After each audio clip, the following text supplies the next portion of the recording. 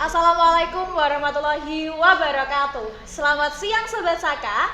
Jumpa lagi dengan saya Dita Ayu Tiffany di podcast Wibana Widya Bakti Nagara Jayalah Seman Saka. Kali ini kita di podcast Suara Wibana kedatangan tamu yang sangat spesial. Kali ini kita kedatangan tamu yang sangat berprestasi. Dan ini kita bersama Kak Flonia dan juga Bu Betty. Selamat siang Bu Betty. Selamat siang Kak Flo. Selamat siang Dita.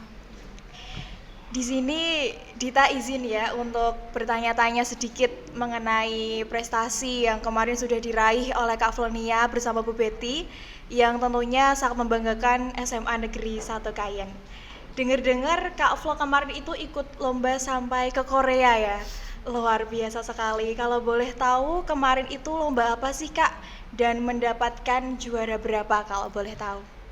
Jadi kemarin tanggal 17 Januari tahun 2025 aku dan Bu Betty berangkat ke Korea untuk mengikuti beserta Pak Wi untuk mengikuti lomba ICPC. Jadi lomba ICPC itu lomba atau olimpiade yang diselenggarakan oleh Universitas Korea yang membahas tentang suatu penelitian, dan saya sendiri membawakan penelitian yang berjudul Cassava-ban. Jadi itu tuh saya meneliti sebuah singkong untuk saya jadikan sebuah roti yang berguna atau bermanfaat untuk dikonsumsi oleh orang yang mengalami penyakit celiac disease. Jadi penyakit celiac disease itu semacam penyakit pencernaan.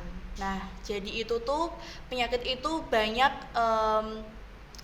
dialami oleh remaja seusia saya. Jadi di situ saya memiliki keinginan agar orang-orang yang mengalami penyakit celiac disease itu bisa mengonsumsi roti dengan layaknya. Jadi kalau orang-orang dengan celiac disease itu biasanya kalau mengonsumsi roti yang mengandung gluten itu biasanya akan menyebabkan kambuh penyakitnya. Jadi di situ saya membuat produk tersebut untuk mengatasi penyakit celiac disease agar orang yang mengonsumsi roti tersebut tidak mengalami kambuh oleh penyakitnya tadi. Itu luar biasa. Dapat juara berapa Kak kemarin itu? Kemarin saya mendapatkan 2 juara, yaitu gold medal dan best paper. Jadi best paper itu cuma didapat 2 negara, saya sama yang kedua itu Vietnam. Ya, jadi best paper itu penghargaan yang diberikan untuk penelitian terbaik. Jadi sebuah singkong itu tuh yang dianggap orang remeh, terus yang dianggap orang cuma singkong bisa apa sih gitu kan, tapi di sana itu malah dipandang dan sangat berguna, dan akhirnya mendapatkan juara best paper dan gold medal.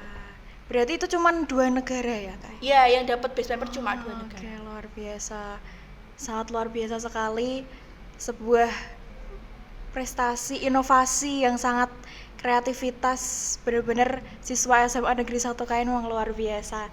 Nah, selanjutnya kalau boleh tahu ya Kak nih, bisa diceritakan awal mula Kak Flonia ini bisa mengikuti lomba hingga ke Korea. Awal mulanya itu saya pas selesai PAS semester 1. Nah, pas itu saya baru keluar dari ruangan mau pulang. Nah, terus ketemu Pak Gon. Terus Pak Gon manggil saya, "Flo, sini, Pak Gon mau bicara." Gitu. "Ada apa Pak Gon?" "Wah, jodoh ini. Kemarin saya udah nyari-nyari kamu baru ketemu ini. Saya mau nawarin sesuatu." Terus Pak Gon ngasih brosur yang berisikan tentang event tersebut. Terus Pak Gon bilang, "Kamu mau nggak ke Korea?" "Ngapain Pak?" saya mau ngirim kamu ke Korea buat ngikutin event ini gitu. Terus wah, berarti ini tuh gimana maksudnya Pak? Saya harus seleksi dulu tingkat nasional baru ke Korea atau langsung ke Korea? Ya langsung ke Korea dong gitu. Terus ini waktunya cuma 1 bulan loh, kamu siap gitu. Terus habis itu saya minta waktu ke Pak Gun, bener ya Pak, saya pikir-pikir dulu gitu. Nah terus Pak Gun, oke, besok kabarin saya ya. Terus habis itu saya di rumah, saya diskusi sama mama papa saya, terus bilang ya udah nggak apa-apa, berangkat aja gitu. Nah habis itu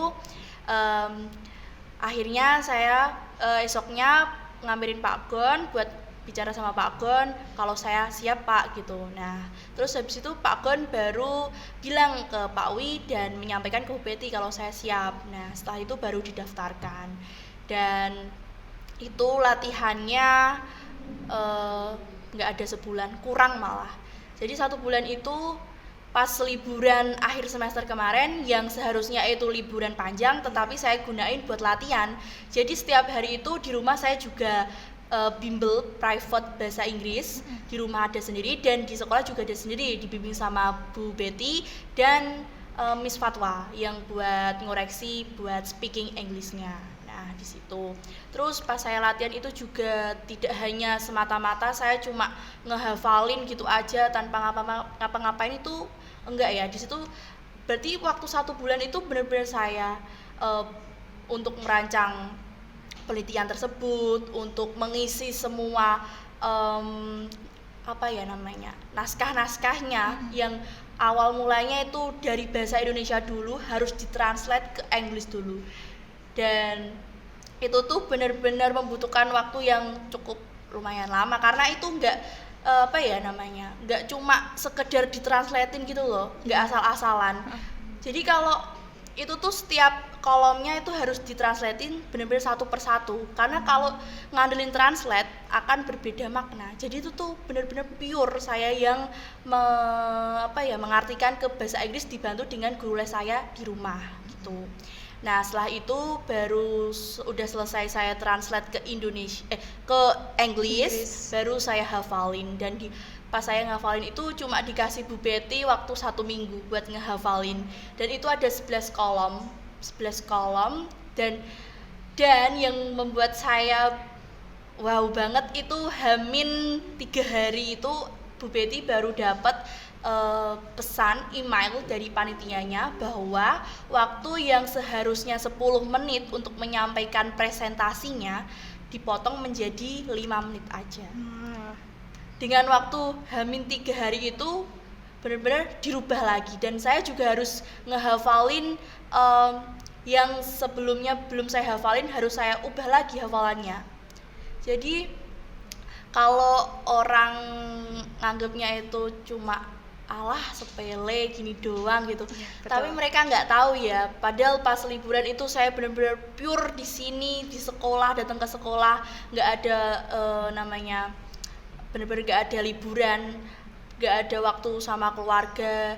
Dan bahkan les saya kan juga les buat persiapan SNBP juga, UTBK juga, yang di Pati itu sempat saya pending buat benar-benar fokus ke lomba ini gitu. Berarti perjuangannya luar biasa. Iya, dan juga pembimbingnya juga luar biasa. Iya, bersama Bu Betty dan juga Miss Fatwa. Iya, selanjutnya boleh diceritakan apa saja persiapan yang Kak Flo lakukan sebelum Kak Flo dan Bu Betty berangkat ke Korea? Untuk tadi kan Flo sudah menyampaikan bahwa persiapannya tuh ada dari segi persiapan penelitiannya gitu, jadi pembuatan produk juga termasuk di situ, terus penyusunan naskah, kemudian latihan presentasi karena kan full dalam bahasa Inggris ya, baik naskahnya atau presentasinya, PowerPoint-nya, dan tanya jawabnya juga harus dipersiapkan.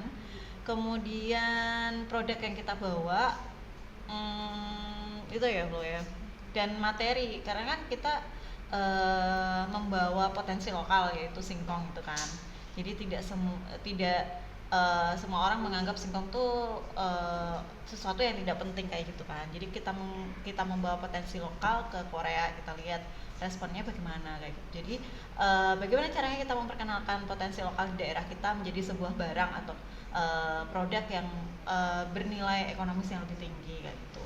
Kalau kita ke pasar kan ya singkong kayak gitu aja. Jadi kita coba ubah singkong itu menjadi produk yang bisa konsumsi. Coba Dita suka nggak makan ini roti? Suka. Nah, Iya.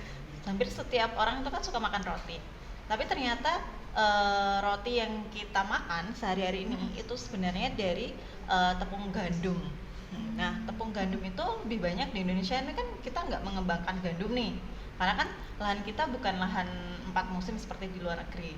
Kalau di luar negeri kan mereka bisa memproduksi gandum, sedangkan di negara kita enggak. Otomatis negara kita mengimpor dong gandum, dan itu sebenarnya tidak sesuai dengan konsumsi masyarakat lokal kita. Nah, gandum ini dia mengandung protein tadi yang menyebabkan Celiac disease. Celiac disease itu kalau seseorang makan bahan makanan yang berasal dari gandum, dia bisa memberikan respon alergi. Salah satu contohnya penyakit itu celiac disease itu tadi. Jadi coba kita angkat materi lokal itu menjadi sesuatu yang berguna, karena celiac disease itu nggak cuma ada di Indonesia tapi juga ada di luar negeri seperti itu. Dan memang itu singkong juga berlimpah ya Bu di Iya, Indonesia. betul. Di pekarangan rumah saya juga banyak. Boleh dibawa ke sini. Kita olah bareng ya Bu. Dijadikan roti. Tapi ya, walaupun singkong itu banyak, tetapi nggak semua singkong yang kita produksi itu untuk membuat roti itu hasilnya berhasil.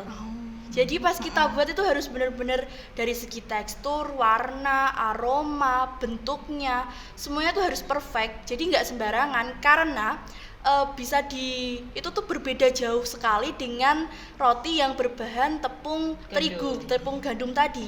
Karena roti yang berbahan tepung gandum itu biasanya teksturnya lebih mengembang, baik dan padat gitu loh. Nah, sedangkan roti yang dari tepung singkong itu teksturnya itu agak rapuh. Nah, di sini jadi permasalahannya kita di sini. Jadi kita tuh harus sebaik mungkin, seperfect mungkin membuat roti dari tepung singkong tersebut, jadi tidak ada kurangnya gitu loh.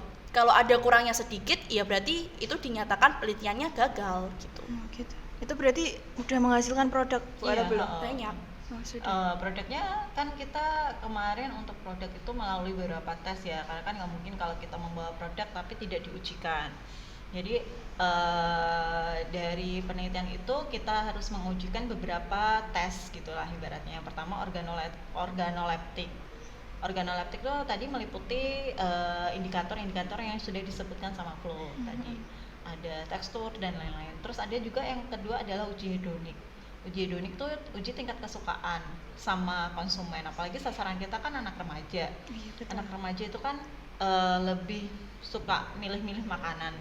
Gimana caranya dia itu bisa menikmati produk yang kita buat kayak gitu. Terus dan kita lihat responnya, apakah dia memberikan respon alergi terhadap roti itu apa enggak. Gitu. Apalagi tuh remaja tuh pilihnya yang enak. Nah, betul Iya. Dita ya. Nah, kalau Bu Betty sendiri nih, bagaimana proses dalam membimbing Kak Flonia di perlombaan tersebut? Wah, seperti tadi yang sudah dijelaskan Kak Flo ya, karena memang eventnya ini kebetulan di bulan Januari, jadi kita persiapannya itu sejak bulan Desember. Desember itu kan sudah akhir tahun dan sisa-sisa tenaga ya, jadi udah motong istirahat, liburan, kemudian kepotong liburan semester, kepotong Natal, tahun baru, terus lain-lain. Jadi emang effortnya di situ sih, kita harus menyempatkan waktu, karena kan kita membawa nama baik sekolah dan negara ya ibaratnya. Iya, jadi kita nggak bisa setengah-setengah seperti itu. Dan itu persiapannya juga cukup singkat ya Bu? Ya betul, karena emang kita dapat info itu cukup mendadak ya, cukup mendadak, dan persiapannya juga nggak bisa sembarangan, jadi memang harus dipersiapkan dari berbagai hal begitu. Luar biasa. Dan ini Bu Betty kan sudah membimbing Kak Flo ya sampai sejauh ini, dan pastinya ada beberapa kendala yang pernah dilalui Bu Betty. Kalau bisa diceritakan sedikit apa saja sih Bu kendalanya selama membimbing Kak Flo? Kendalanya yang pertama untuk produk ya, jadi kita membuat produk tuh kan nggak bisa sekali jadi ya, jadi dia harus trial error sampai kita dapat formula yang emang benar-benar bagus. Jadi kita studi literatur nih, cari beberapa referensi cara pembuatan roti dari bahan singkong tuh sebenarnya apa aja, bahannya berapa persen, ada komposisinya, kira-kira komposisi ini kalau dicoba dia berhasil atau enggak, kayak gitu. Itu adalah kendala yang benar-benar bikin stres sebenarnya. Terus yang kedua, ketika kita testing apakah hasilnya sesuai dengan indikator standarnya gitu kan. Kalau nggak sesuai berarti kan harus ada yang kita evaluasi kayak itu. Terus yang ketiga, bahasa ya, karena bahasa Inggris itu bukan bahasa kita sehari-hari, dan bahasa akademik itu beda dengan bahasa orang ngobrol sehari-hari. Jadi memang harus banyak berlatih. Kebetulan kan Kak Flo ini ada les di rumah, jadi benar-benar sangat membantu. Gitu. Jadi dari Kak Flo sendiri juga benar-benar sangat membantu dan meringankan pekerjaan kita di sini. Selain membimbing di sekolah, juga ada waktu sendiri untuk belajar di rumah. Luar biasa. Dan ini untuk Kak Flo, kan ini persiapannya juga sebenarnya lumayan nggak sebentar dan nggak lama juga ya Kak. Tentunya juga ada waktu yang dikorbankan, keluarga juga. Itu bagaimana respon keluarga Kak Flonia, temannya Kak Flonia, dan lingkungan sekitar Kak Flonia pas tahu kalau Kak Flonia ini mau berangkat ke Korea? Tentu kalau dari keluarga, terutama mama papa saya sangat amat mendukung dengan memfasilitasi didatangkan guru private buat English ini juga. Itu salah satu fasilitas terbaik yang sudah diberikan mama papa saya, walaupun saya harus mengorbankan beberapa les saya yang lain buat fokus ke perlombaan ini. Dan kalau respon teman-teman saya, karena saya sering disband, dan kalau saya hitung tuh saya enggak masuk kelas itu udah hampir setiap hari, hampir 3 minggu sendiri enggak masuk kelas. Dan tentunya itu juga sangat-sangat berpengaruh di pembelajaran saya sehari-hari. Saya harus menghafalkan naskah saya untuk lomba. Saya juga harus mengerjakan tugas dari bapak ibu guru. Saya juga harus ikut ulangan susulan, dan pas itu juga barengan sama dari universitas buat sosialisasi. Nah di situ saya nggak tahu sosialisasi universitas itu karena saya memang fokus di perlombaan ini. Jadi itu banyak banget yang saya korbankan. Dan tentunya jam main saya juga, saya yang kadang setiap malam minggu itu sering main sama teman-teman saya. Pas diajak main, Flo ayo main, nggak bisa, aku harus ada ini, ngafalin ini, besok ada deadline sama Bu Betty disuruh ngafalin segini gitu. Teman-teman saya sampai alah ngono kok terus gitu sampai gitu. Lihat terus saya ya mau gimana, udah saya okein, jadi tuh udah benar-benar tanggung jawab saya, nggak bisa berhenti di tengah jalan aja. Kalau ibaratnya kalau udah udah nyemplung, udah sekalian basah semua gitu loh. Iya, jadi nggak setengah-setengah gitu. Jadi banyak banget yang saya korbankan. Kalau dari segi orang tua sangat mendukung, dari segi teman-teman juga sangat mendukung, sangat bangga pas saya menang juga. Mereka sebelum saya lomba juga sering ngirimin pesan, Flo semangat ya, jangan pantang nyerah, di sana jaga kesehatan. Dari bapak ibu guru juga sangat-sangat mendukung, setiap hari mendoakan saya, Flo di sana jaga kesehatan, hati-hati di jalan, selalu mendoakan saya juga. Dan saya beruntung juga dikelilingi banyak orang yang sayang sama saya. Maka dari itu yang membuat semangat saya menjadi menggebu-gebu untuk memiliki saya memiliki tekad untuk membanggakan orang-orang yang sudah memberikan semangat buat saya gitu. Sampai rambutnya dipotong. Ini salah satu nazar ya. Luar biasa sekali. Tentunya kalau kita udah dapat support system dari lingkungan itu pasti semangatnya luar biasa. Pasti ya. itu. Dan ini Bu Betty, tentunya perasaan Bu Betty itu bagaimana ketika Kak Flonia ini mendapatkan gold medal dan best paper dalam ajang perlombaan kemarin di Korea? Yang pertama saya sangat berterima kasih sih sebenarnya, yang pertama karena Kak Flo dengan perjuangannya seperti itu, dengan effortnya sangat seperti itu, terbayar sudah gitu ya, dengan kerasnya bekerja gitu kan, terbayar sama reward. Ya mungkin reward ini tidak seberapa, bukan materi, tapi salah satu bentuk penghargaan dari kerja keras yang kita lakukan selama ini gitu. Terus yang kedua juga terima kasih juga buat Bapak Ibu guru sama anak-anak di SMA 1 Kayen yang selalu mendukung, mendoakan. Kita bukan apa-apa tanpa doa kan, ibaratnya seperti itu. Kemudian yang ketiga, sangat bangga sih sebenarnya yang kita membawa nama baik sekolah dan nama baik negara, kemudian kita membawa sesuatu yang sederhana kayak gitu kan, tapi ternyata apresiasinya cukup luar biasa. Dan ternyata kita bisa bersaing dengan negara-negara yang lain ya. Dan gak hanya di Asia Tenggara, itu ada banyak banget, ada yang USA, terakhir naik pesawat hampir berapa hari itu loh ya? Iya, sampai ada kan pas pulang kita sampainya di Hong Kong itu malam dan harus bermalam di airportnya karena pesawatnya yang mau ke Indonesia itu pagi. Jadi kita tidur di situ dan saya sangat kagum sekali dengan Bu Betty, dengan Pak Wiyarso yang rela menemani saya, yang juga ikut tidur di airport yang dengan keadaan musim dingin ya, seadanya, dan di sana juga dingin banget sampai saya nggak bisa berkata-kata. Iya, benar-benar sampai. Berarti itu bertiga ya Bu? Bertiga sama Pak Wiyarso. Bertiga sama Pak Wiyarso. Nah, biasanya kita di Kayen itu sangat panas ya. Di sana tuh sangat dingin. Jadi bibirnya Flo sampai pecah-pecah sampai berdarah gitu kan. Dan Bu Betty juga kalau kemana-mana harus ada tisu di hidungnya karena mimisan. orang Kayen ya, pindah tiba-tiba ke Korea jadi ya dingin banget ya Bu. Itu berapa derajat? Paling tinggi ya di sana kemarin kita -5 ya Bu, paling tinggi. Ya. Pas kita paling rendah dong itu. Oh iya, paling rendah. -5. 0 derajat itu udah lumayan lah ya. Maksudnya 0 derajat Celcius tuh udah lumayan, masih udah lumayan, nggak begitu ekstrim malah. Kita sampai situ udah -2, baru turun dari pesawat itu udah -2, udah sangat-sangat dingin tuh. Terus selanjutnya ini Kak Faunia kan menghabiskan bersama Bu Betty ya.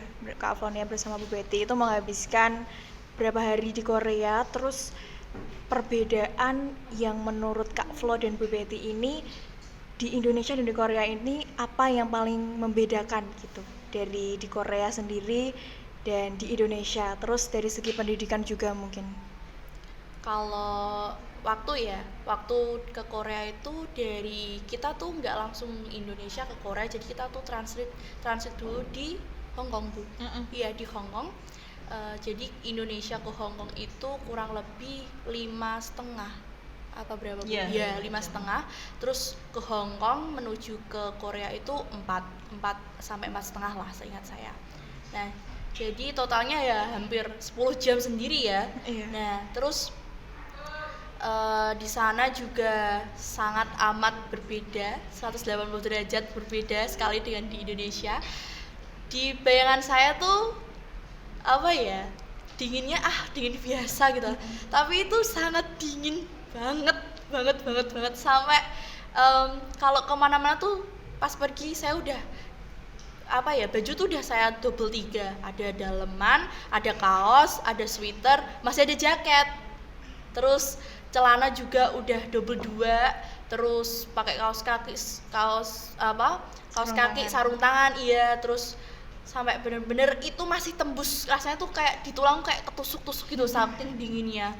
Terus dan di sana itu seharusnya di sana kan kulit harus lembab kan. Iya. Nah, pas di bandara Hong Kong itu body lotion saya tuh kena sita, nggak tahu ya, mungkin karena beratnya itu loh, volumenya milinya itu terlalu berlebihan, nggak sesuai. Itu mungkin itu ya penyebabnya. Jadi di sana tuh ya nggak pakai body lotion, jadinya kulit saya tuh kering gitu. Sampai sekarang ini masih bekas. Itu sih. Kalau total perjalanan sih kita di Seoulnya tuh sekitar 4 hari ya, katakanlah 4 hari.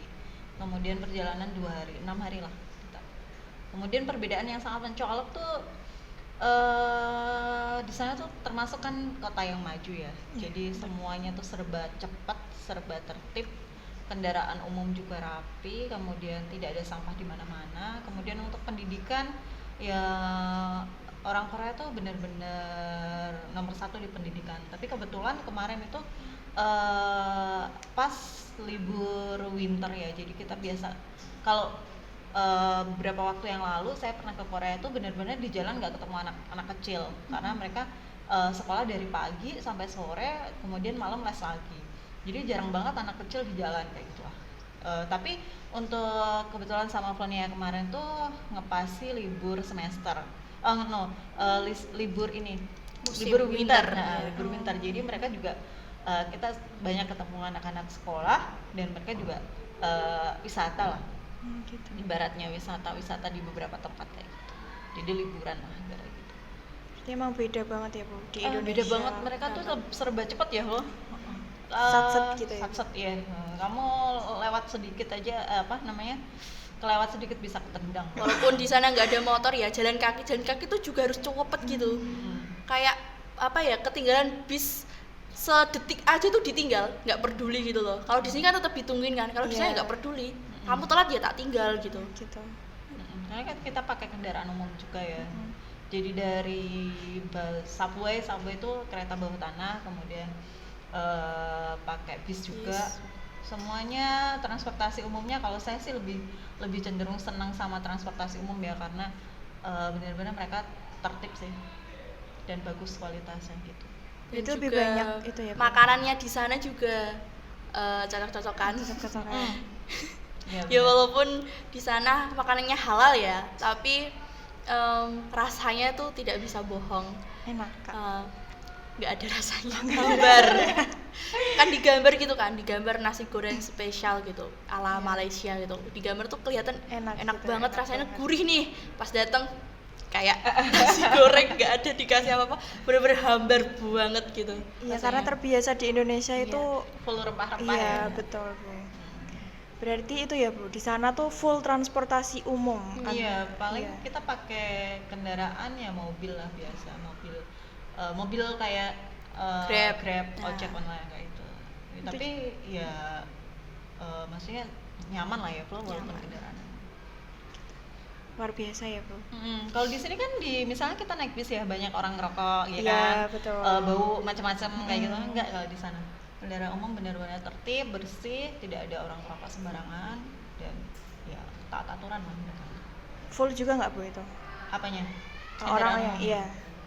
Full tapi tetap tertib ya. Iya, Bro? tetap tertib. Kayak di sini kan, contoh ya, kalau di sini kalau misal ada tulisan untuk ibu hamil, untuk Kursi, orang kursi. tua, ya kursinya tetap dilanggar kan, tetap. Oh iya, kalau betul, di betul. kalau di Iya. sana tuh walaupun setnya itu kosong, tapi itu emang dikhususin untuk orang tua sama ibu hamil, ya tetap dikosongin.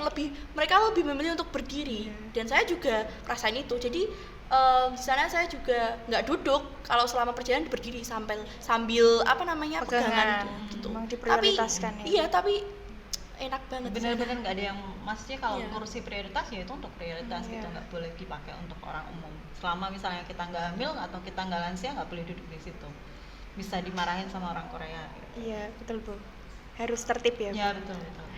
Nah ini kalau boleh berbagi sedikit tipsnya nih dari Kak Flo agar di satu sisi prestasi menginspirasi juga, dan walaupun udah berprestasi, menginspirasi, tetapi bisa bergaul menikmati masa remaja yang indah gitu. Tipsnya Kak, bisa berbagi biar orang yang menonton, teman-teman yang menonton ini bisa menginspirasi, terinspirasi, termotivasi dari Kak Flonia sendiri. Kalau itu saya bersyukur banget punya orang tua seperti mama papa saya, karena setiap harinya itu saya itu dari kecil itu sudah dididik buat menjadwal semua kegiatan saya. Jadi main sama belajar itu balance. Jadi nggak ada yang nggak ada yang berat sebelah gitu. Jadi ya kalau saya dibilang belajar terus tiap hari ya juga nggak belajar terus gitu loh. Iya. Nah kalau main tiap hari juga nggak main terus tiap hari. Jadi itu balance 50-50 lah, 50%. Itu kalau dari saya sendiri menyikapinya tuh setiap hari kan memang sudah ada jadwalnya ya. Saya les setiap hari Senin sampai Jumat. Sabtu sama Minggu free, Minggu untuk ibadah, Sabtu juga untuk ibadah, untuk pokoknya ada kegiatan pemuda lah. Nah, untuk Senin sampai Jumat itu saya les, terus Sabtunya itu kan ada kegiatan buat ibadah itu sampai jam 6 sore. Nah, jam 6 sore itu setelah ibadah itu biasanya saya gunain buat main sama teman-teman saya, buat pokoknya buat senang-senang sama teman-teman saya. Dan itu juga tetap ada batasannya, pokoknya sebelum jam 10 itu sudah harus sampai rumah. Dan itu walaupun orang kok malam banget, itu enggak sih, karena menurut saya buat saya yang cuma dikasih waktu beberapa hari aja buat main, itu menurut saya enggak kemalaman juga enggak terlalu cepet gitu loh, pas gitu loh. Nah, dan di situ saya juga menghargai semua apa yang diatur sama mama papa saya juga bersyukur, beruntung karena benar-benar hidup saya tuh ditata buat segala macam kegiatannya, dari mulai les, sekolah, karena benar-benar dari pagi sampai sore jam 3 itu pulang sekolah, 4:30 saya sudah harus ke Pati untuk les lagi sampai 8:30. Nah, 8:30 pulang sampai rumah itu jam 9 sampai 9:30 lah gitu. Terus habis itu istirahat, terus gitu lagi setiap hari gitu sampai hari Jumat. Nah, di hari Sabtunya ini sama Minggu ini benar-benar dibebasin untuk saya juga bergaul, main sama teman-teman saya, menikmati masa muda dengan teman-teman saya, yang saya itu juga harus tetap diingatkan kalau bergaul itu sewajarnya gitu, jangan terlalu bebas, karena memang sekarang ya saya akuin sendiri kalau pergaulan sekarang itu memang agak bebas. Betul. Jadinya pinter-pinternya saya harus menyikapi hal tersebut gitu. Ya, padahal remaja itu sekarang udah kadang kayak males belajar, apalagi les di sekolah aja udah males banget ya. Jadi anak-anak remaja tuh udah yang sekarang ya, Iya. itu udah males kalau udah sesuatu yang harus mikir keras tuh, peminatnya agak sedikit ya. Maksudnya Betul. mereka lebih suka sesuatu yang having fun kayak gitu ya. Gitu. Karena dari kecil pokoknya dari kecil tuh saya sudah punya mindset, udah punya pikiran, pokoknya udah punya tujuan. Saya rela ngorbanin waktu main saya, waktu tidur saya, pokoknya demi masa depan saya. Jadi kalau untuk sekarang saya ngorbanin semuanya, saya rela, asalkan nanti ke depannya apa yang saya impikan itu terwujud. Itu karena di pikiran saya tuh saya cuma satu. Pertama, saya harus banggain mama papa saya dulu. Urusan saya seneng itu urusan belakang. Penting mereka dulu yang seneng gitu. Itu sih yang membuat saya kuat untuk menjalani les dari kelas 10 sampai kelas 12 ini, sampai bentar lagi selesai, dan bentar lagi saya juga mau masuk ke perguruan tinggi, dan itu yang membuat saya kuat sampai sekarang gitu loh. Memang dukungan orang tua Iya. yang luar biasa.